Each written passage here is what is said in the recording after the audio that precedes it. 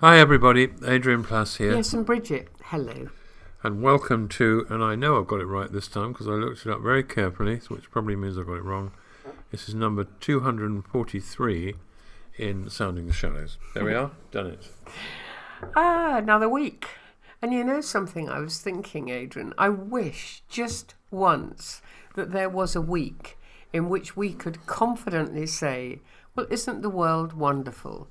Isn't it amazing that nothing awful is happening in our world?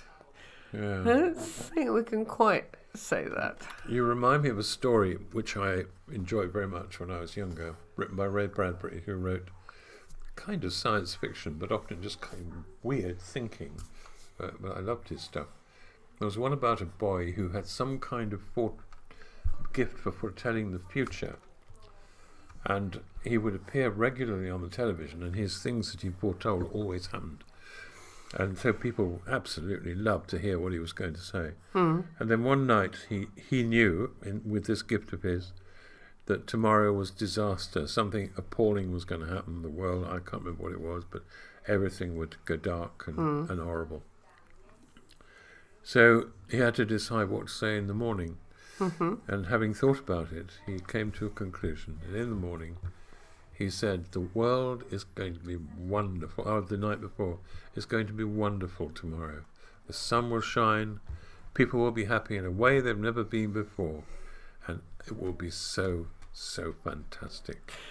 Yeah, I don't actually think that's quite what I meant, Adrian. No. I didn't mean that somebody would stand up and say everything was wonderful when actually the opposite, they knew the opposite was going to happen. That's not what I meant. I meant, I don't know, it seems like a very long time ago that good news felt like good news, or news felt like good news, or anything else really.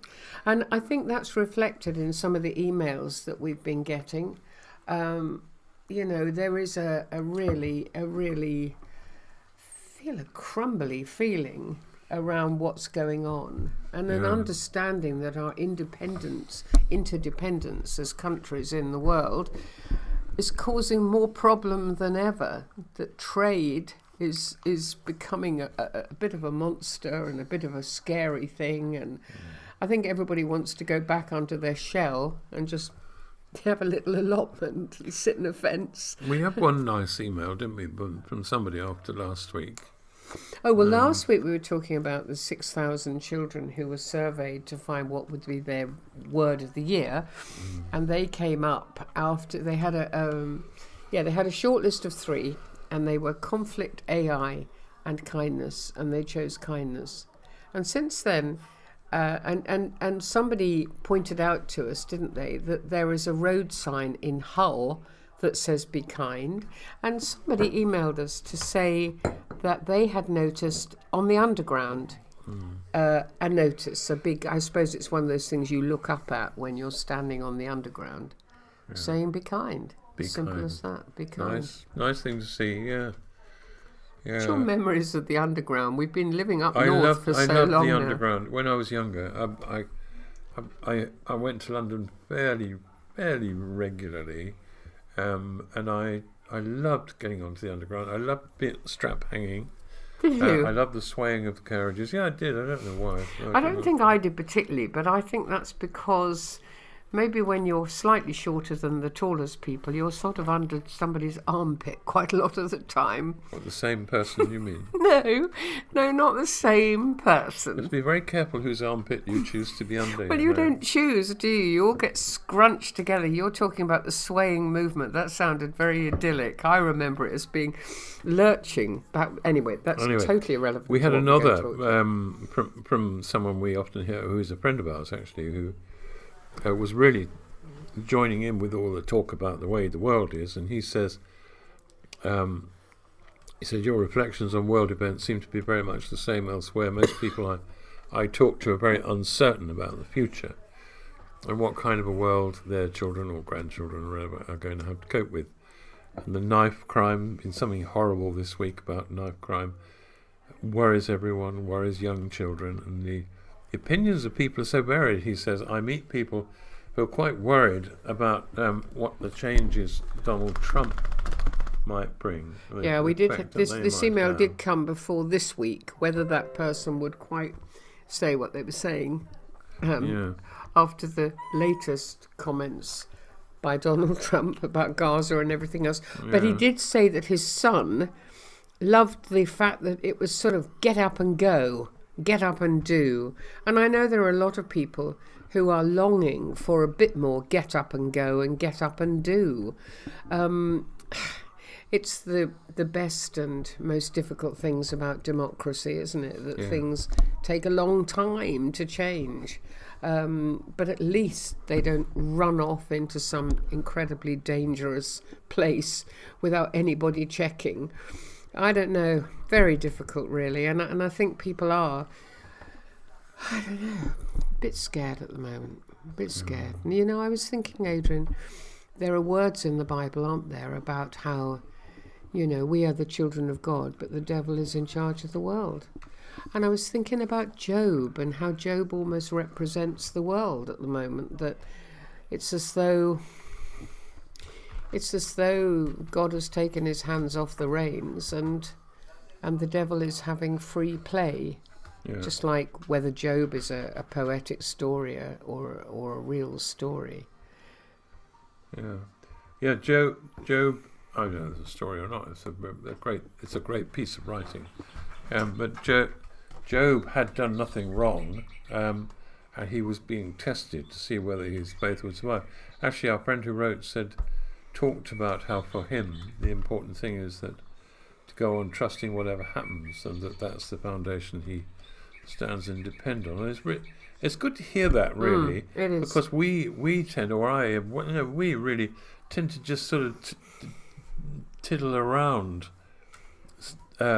complete expressions like that. But I think it's in I liked me, it. in me I liked somewhere. it, and I think many people would say that, you know, that it is the rock you stand on while everything else is swirling around you. What else can you do? What was it Peter said? Where else would I go? You have the words of eternal life. You know, where else? And I think that's where a lot of us are now. Well, I wish there were a few more answers, but where else would I go? You were thinking about somebody completely different this week as well. Oh, yes, I was. I was thinking about Thomas More, and I read something about him, and having read it, I thought, I'd like to say something about that, but then it occurred to me that although I think I know about Thomas More, I didn't. So I had to... It's always the way with all of us, isn't it? I had to look him up. So do you know... You didn't I'll Google give you a him, little did you? quiz. No, here's a quiz, right? Okay. What was his title?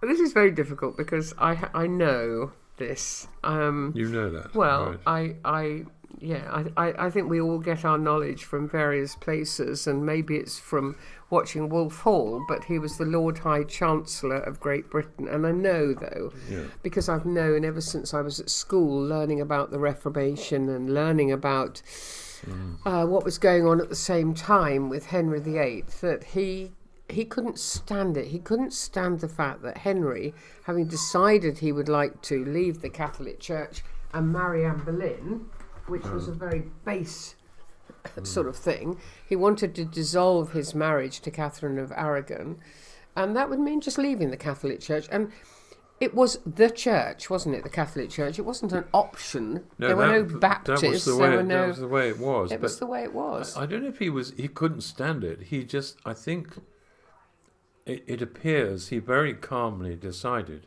he wasn't going to agree with it. That the infallible nature of kingship was not on the table for him. No, there was an oath, wasn't there? Oath of supremacy that he was supposed to. That's right. He sat there, and I remember the scene in the film in A Man for All Seasons. I remember him sitting there and saying that he was not going to be moved, and he knew he would be convicted of treason, and he knew he would be executed.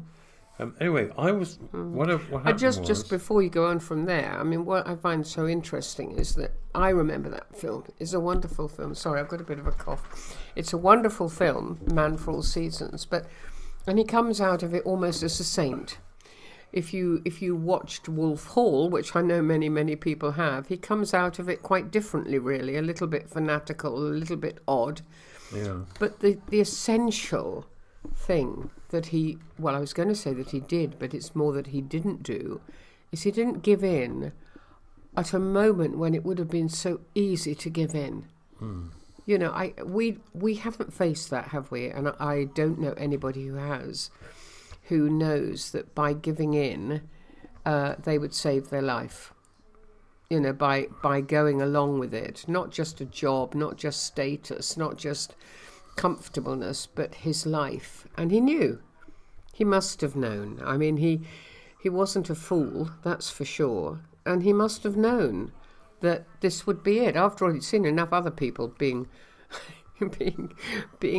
removed from the scene. Yeah. No, he certainly knew that. And actually, I do know exactly what you mean about not really knowing what someone was like. When I was reading about Thomas More, it was nothing to do with those things really, but one point, a quote from him was, "Nobody owns anything, but everyone is rich. For what greater wealth can there be than cheerfulness, peace of mind, and freedom from anxiety?"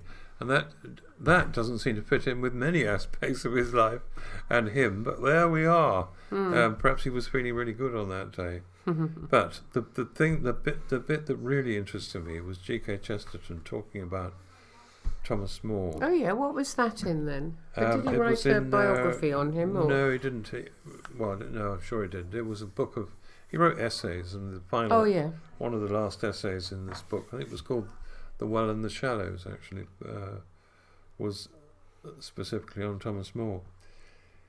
And bearing in mind the whole stuff about the King, Henry VIII, and Thomas More and his refusal to give in, Chesterton says, many would understand the phrase that the mind of Thomas More was like a diamond that a tyrant threw away into a ditch because he could not break it. And I think that's fascinating on lots of levels, isn't it? What was the thing that most struck you about it? I think that I've seen it. I've seen it with well, let me think of a ridiculous example. One of our children was very stubborn when he was little, and he would not give in. I mean, he would not give in. What a Thomas More he would have made. He would not give in over stopping having a temper or something, and it was in the end, you just felt like, well, dropping him into a ditch, really. But no, that's silly. But there's something about someone who hangs on to what they are and what they believe to be the truth and what they believe to be right. That's right. Yeah. I suppose for me, I love that image of the diamond, because a diamond, the most beautiful diamonds, are multifaceted, aren't they? And, you know, we were saying our image of Thomas More, our image of anybody really, is based on what we are told about them.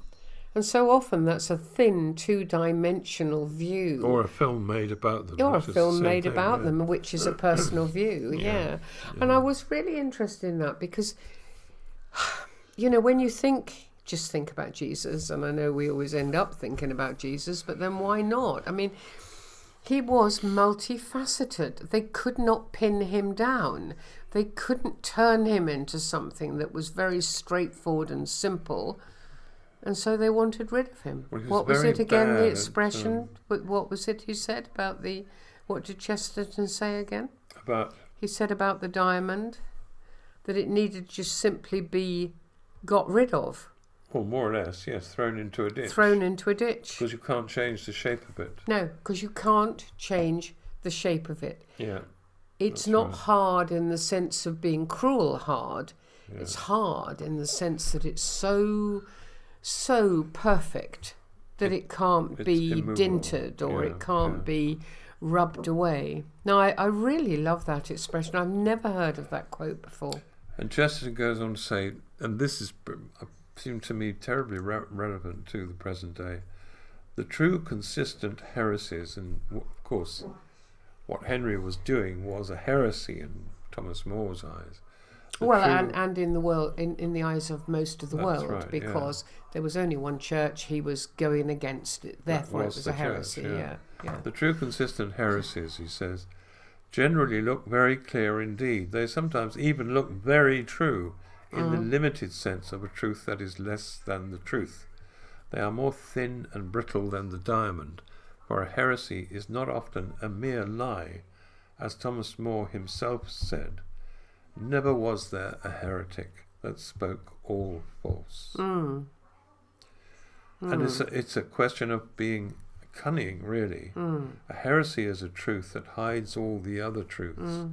The best way to get people to go with you, if you want them to depart from the heart or the center of a belief system, is to major on a truth that they cannot help but recognize as a very important part. And then draw them away into faith, something else. I was thinking, Adrian, of something you wrote forever ago. I'm always saying this, I know, but you wrote so many things at the time of when you and I and many other people were really confused. There seemed to be something so amazing happening in the church, but at the same time there seemed to be a lot of things that seemed to mean we had to put aside any critical faculty at all to accept it. And you said it's as though there is a true pearl or some true pearls, and they've been covered over by a load of phony pearls. And that reminded me of a ballpark. If you imagine trying to think which are the true, which are the really important things here when you're being avalanched by loads and loads of other things that sound great, but they're not actually the truth. And I think that's what happened, and I think it was very clever of the devil, if you like. You know, we're back to that idea that truth is something that evil, whatever you want to call it, doesn't want. That's right. Whenever there's a leader who emerges who has to be right, whatever he says, no matter what he says, it doesn't matter if it's the church or the state or any other organisation, there is going to be trouble, and the truth actually may well blind lots of people to the truth. Hang on a minute. The truth may well blind many of us to the truth. Well, it's what we were trying to say just now, that you select something. That is so true. Yeah. And within the church, very quickly, I wasn't boring people aren't in the church, but within the church, one of the central issues is the cross, because Jesus failed in that sense. And people, probably a lot of people were very disappointed with that. But some people have said since then, well, don't punish anybody for what they feel and think about things. Everyone's welcome. Well, everyone is welcome, but everyone is not welcome to go next door when actually they're being called to go here. Did you know, Adrian, that the very last book, the very last bit in the Bible before Revelation, is a letter from John to somebody who we won't know who they are, and he mentions a letter he wrote earlier which appears to have been lost, but it is about somebody who is doing exactly what you're saying, taking a truth that Jesus was God, but moving on from there to say he was not a real man and he did not suffer. And this is the very last little letter to somebody. And he finishes it by saying, I've got loads more to tell you, but I'll tell you when I see you, which is such a real letter, but it's about a real truth. And he says, get rid of this person, which is what you're saying. You know, there are certain things where you cannot say, oh, it's all right.